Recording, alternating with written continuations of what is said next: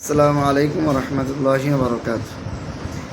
পর্দা বিধান আল্লাহ তাআলার পক্ষ থেকে মহান ফরজ বিধান হচ্ছে পর্দা করা। এই পর্দা করা যেমন নারীদের জন্য ফরজ, তেমনিভাবে পুরুষের জন্য পর্দা করা ফরজ। প্রত্যেকের জন্য আলাদা আলাদা ফরজ। এই আল্লাহ তাআলার পক্ষ থেকে ফরজ বিধান পর্দা কিংবা অন্য যে কোনো পর্দার ছাড়াও অন্য যে কোনো বিধান, সেটা নামাজ হোক কিংবা হজ হোক কিংবা জাকাত হোক কিংবা জিহাদ হোক, কিতাল হোক, বা যে কোনো বিষয়ে আল্লাহর পক্ষ থেকে কোনো ফরজ বিধান নিয়েই যদি কেউ কটূক্তি করে, উপহাস করে, ইস্তিহজা করে, তাহলে তার কি হুকুম হবে? আমরা যদি একটু পিছনের দিকে যাই তাহলে দেখব এই দেশে আরেকজন আওয়ামী লীগের আমলে আব্দুল লতিফ সিদ্দিকী নামে ছিল।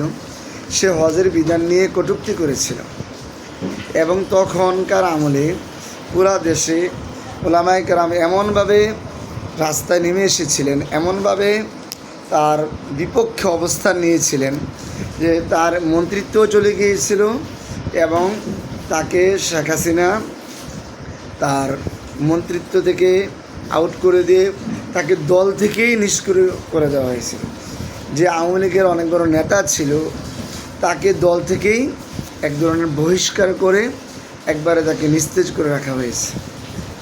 তো যদি আওয়ামী লীগের আমলে, শেখ হাসিনার আমলে ওলামায়ে কেরাম রাস্তায় নামতে পারে ইসলামের মহান বিধান হজকে নিয়ে কটূক্তি করার কারণে, তার বিরুদ্ধে অনেক বড় একটা চাপ সৃষ্টি করতে পারে, যার কারণে তাকে মন্ত্রিপরিষদ থেকেও অব্যাহতি দেওয়া হয়, তাহলে বর্তমান আমাদের এই অবস্থায় আজকে ওলামায়ে কেরাম কেন পর্দার বিধান নিয়ে যারা কটূক্তি করেছে বা করছে তাদের বিরুদ্ধে কেন কথা বলতে পারছে না বা পারবে না?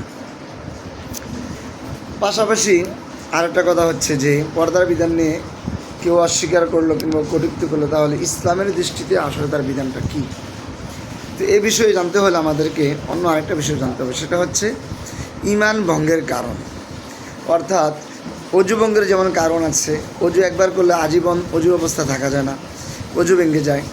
নামাজ ভঙ্গের যেমন কারণ আছে 19টি, আমরা সবাই জানি। তায়াম্মুম ভঙ্গের কারণ আছে, হজে গেলে হজ ভঙ্গের কারণ আছে। ঠিক তেমনিভাবে ঈমান ভঙ্গেরও অনেকগুলো কারণ আছে। এই ঈমান ভঙ্গের যে কারণগুলো আছে, কোনো একটা কারণ যদি পাওয়া যায় তাহলে তার ঈমান নষ্ট হয়ে যায়, সে আর ঈমানদার থাকবে না।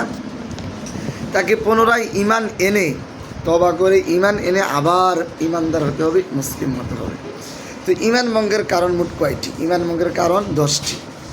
আমরা যদি এই 10টি কারণ জেনে রাখি তাহলে আজকে কালকে যে কোনো সময় আমাদের এটা কাজে লাগবে, এবং শুধু অমুক তমুকের পিছনে না ঘুরে আমাদের নিজেদের মধ্যেও এই কারণগুলো আছে কি না, আমরাও পরিপূর্ণ ঈমানদার কি না, আমরা ঈমানের কোনো একটি কারণ, ঈমান ভঙ্গের যে 10টি কারণ তার কোনো একটি কারণ নিয়ে আমরা চিন্তিত কি না, এটা নিয়ে আমাদের গবেষণার জায়গা থাকবে, আলোচনার জায়গা থাকবে।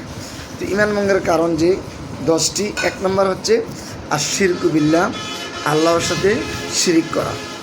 অর্থাৎ আল্লাহ এক, এ কথা না বলে কোনো পাথরের পূজা করা, গাছের পূজা করা, মূর্তির পূজা করা, গরু বাছুরের পূজা করা, অন্য কাউকে আল্লাহ তাআলার সমমান দেওয়া, আল্লাহর জাতের সাথে কিংবা আল্লাহর সিফাতের সাথে।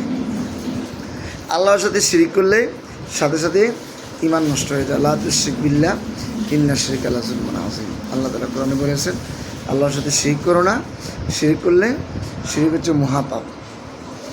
ইন্নাল্লাহা লা ইয়াগফিরু আন ইউশরাকা বিহি ওয়া ইয়াগফিরু মা দুনা যালিক। আল্লাহ তাআলার সাথে শিরিক করলে আল্লাহ তাআলা কখনো ক্ষমা করেন না, তার ঈমান নষ্ট হয়ে যায়। এর শিরিক ব্যতীত অন্য কোনো গুনাহ আল্লাহ তাআলা ক্ষমা করেন না।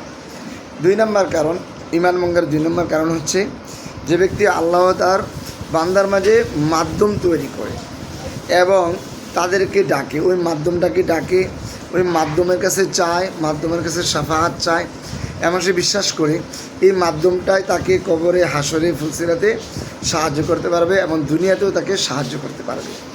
এমন মাধ্যম যদি কেউ মানে এবং ওই মাধ্যমের কাছে সোয়াল করে, চায়, শাফাআত কামনা করে এবং মাধ্যম তাকে উপকার করতে পারবে, সাহায্য করতে পারবে এমন বিশ্বাস করে, তাহলে তার ঈমান নষ্ট হয়ে যাবে। ঈমান নষ্ট হওয়ার 3 নম্বর কারণ, কোনো মুসলিম ব্যক্তি কাফেরদেরকে কাফের মনে না করা। যে কাফের হয়ে গেছে তাকে কাফের মনে না করা। আজকে যে পর্দার বিধান নিয়ে ইসলামের এই মহান বিধান নিয়ে কটূক্তি করেছে তার ঈমান নষ্ট হয়ে গেছে। এমন যদি কেউ তাকে কাফের মনে না করে, কিংবা এই যে ইউরোপ আমেরিকা মুশরিক আজকে আমরা খেলার পিছনে ঘুরছি তাদেরকে বন্ধু বানাচ্ছি, তো এই কাফেরকে কেউ যদি কাফের মনে না করে তাকে বন্ধু বানায়, কোনো ইয়াহুদিকে যদি ইয়াহুদি মনে না করে শত্রু মনে না করে তাকে বন্ধু বানায়, তাহলে তার ঈমান নষ্ট হয়ে যাবে। অর্থাৎ কাফেরকে কাফের মনে করতে হবে, হিন্দুকে হিন্দু বলে বিশ্বাস করতে হবে, এবং ইয়াহুদি খ্রিস্টান মুশরিকরা আর আমাদের চিরশত্রু এটা বিশ্বাস করতে হবে।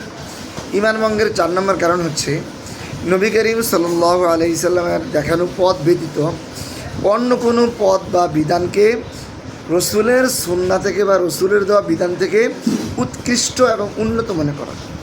অর্থাৎ কেউ যদি মনে করে আল্লাহর দেওয়া দিন ইসলাম আমাদের যে জীবন বিধান, এই ইসলাম ব্যতীত অন্যটা আরও বেশি উন্নত। এক কথা, কেউ যদি মনে করে যে শরিয়ার চেয়ে গণতন্ত্র উন্নত, কেউ যদি মনে করে কোরআনের চেয়ে সমাজতন্ত্র বেশি কার্যকর, কেউ যদি মনে করে ইসলামের চেয়ে অন্য কোনো মত, অন্য কোনো পথ, অন্য কোনো মতাদর্শ সেটা মানুষের জন্য বেশি কল্যাণকর, তাহলে তার ঈমান নষ্ট হয়ে যাবে। ঈমান ভঙ্গের 5 নম্বর কারণ, যদি কোনো মুসলমান আল্লাহর দেওয়া বিধানকে অপছন্দ করে, অর্থাৎ আল্লাহ দেওয়া দিয়েছে সেটা মানে, তবে তার অন্তর থেকে এটাকে অপছন্দ করে, সেটাকে পছন্দ করতে পারে না, ভালোবাসে না। যেমন ধরেন জিহাদ করা, আল্লাহর রাস্তায় জীবন কুরবানি করা, কিংবা হজে যাওয়া, জাকাত দেওয়া। তো চারিরা জাকাত দিয়ে কেন দেয়? এইটা জাকাত দেওয়াটা তার কাছে পছন্দ মনে হয় না, কিন্তু সরকারকে ট্যাক্স দেওয়া তার কাছে খুব পছন্দ মনে হয়। অর্থাৎ ইসলামের কোনো বিধানকে সে অপছন্দ করে, তাহলে তার ঈমান নষ্ট হয়ে যাবে। ঈমান নষ্ট হওয়ার 6 নম্বর কারণ, যার কারণে ঈমান নষ্ট হয়ে যায়, ইসলামের কোনো বিধানকে নিয়ে বিদ্রূপ করা, ইস্তিহজা করা। যেমন পর্দা বিধানকে ইস্তিহজা করলো, কেউ যদি জিহাদকে নিয়ে ইস্তিহজা করে জঙ্গি বলে, কেউ যদি আল্লাহর দেওয়া যে আমাদের কালিমা লা ইলাহা ইল্লাল্লাহ এটাকে নিয়ে কেউ যদি ইস্তিহজা করে, কোরআনকে নিয়ে কেউ যদি উপহাস করে কোরআন পড়ে মৌলবী, এভাবে ইসলামের যেই কোনো বিষয়কে নিয়ে যদি ইস্তিহজা করে, বিদ্রূপ করে, তাহলে তার ঈমান নষ্ট হয়ে যাবে। ঈমান নষ্ট হওয়ার 7 নম্বর কারণ হচ্ছে জাদু করা এবং জাদুকে বিশ্বাস করা। অনেকে জাদু করে অনেক কিছু হাসিল করতে চায়, মনে করে যে জিনের মাধ্যমে, পরীর মাধ্যমে কিংবা জাদুর মাধ্যমে অন্য কিছু লাভ করা যায়, কিছু বশ করা যায়, কিছু ফায়দা অর্জন করা যায়, এবং সে এই জাদুকে বিশ্বাস করে জাদুর শক্তি আছে সাহের, তাহলে জাদুঘরের কাছে যায়, জাদুঘরকে বিশ্বাস করে জাদুঘর কল্যাণ অকল্যাণ করতে পারে, তাহলে তার ঈমান নষ্ট হয়ে যাবে। ঈমান ভঙ্গের 8 নম্বর কারণ, যে কারণে ঈমান নষ্ট হয়ে যায়, মুসলিমদের বিরুদ্ধে মুশরিকদেরকে সাহায্য করা। যেমন ধরেন ইসরায়েল গাজার বিরুদ্ধে যুদ্ধ করেছে, কোনো মুসলমান যদি ইসরায়েলের পক্ষ নিয়ে ইসরায়েলকে সাহায্য করে, ইসরায়েলকে বোমা দেয়, অস্ত্র দেয়, টাকা দেয়, পয়সা দেয়, কিংবা তেল দেয় মুসলমানের বিরুদ্ধে গিয়ে, তাহলে তার ঈমান নষ্ট হয়ে যাবে। ঈমান ভঙ্গের 9 নম্বর কারণ, যদি ব্যক্তি একথা মনে করে, কোন ব্যক্তি যে রাসূল সাল্লাল্লাহু আলাইহি সাল্লামের শরীয়ত ব্যতীত অন্য কোনো শরীয়ত পালন করলে সে জান্নাতে যেতে পারবে। অর্থাৎ আল্লাহ তাআলা যে আমাদেরকে ইসলাম ধর্ম দিয়েছেন, ইসলাম না মেনে যদি কেউ হিন্দু ধর্ম মানে, তাহলে হিন্দুও পরকালে জান্নাতে যাবে। কোনো বৌদ্ধ ইসলাম না মানলে সে বৌদ্ধ ধর্ম যদি মানে, তাহলে সে জান্নাতে যেতে পারবে। কোনো খ্রিস্টান, সে খ্রিস্টান ধর্ম মানলে সে জান্নাতে যেতে পারবে, এমন যদি বিশ্বাস করে। অর্থাৎ আল্লাহর তো ইসলাম ব্যতীত অন্য কোনো ধর্ম মানলে জান্নাতে যেতে পারবে, এই বিশ্বাস করে তার ঈমান নষ্ট হয়ে যাবে। ইন্নাদ দীনা ইনদাল্লাহিল ইসলাম, আল্লাহর কাছে গ্রহণযোগ্য একমাত্র ধর্ম হচ্ছে ইসলাম। আল্লাহর কাছে ইসলাম ছাড়া অন্য কোনো ধর্ম গ্রহণযোগ্য ফালা ইউকবালু মিনহু ওয়া মান ইয়াবতাগি গায়রাল ইসলামি দীনান ফালা ইউকবালু মিনহু।